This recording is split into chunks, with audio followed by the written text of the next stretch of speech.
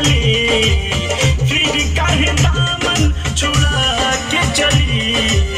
9 दिन रहली हमार घरे, 9 दिन रहली हमार घरे, सबके रुआ के चली। 9 दिन रहली हमार घरे, सबके रुआ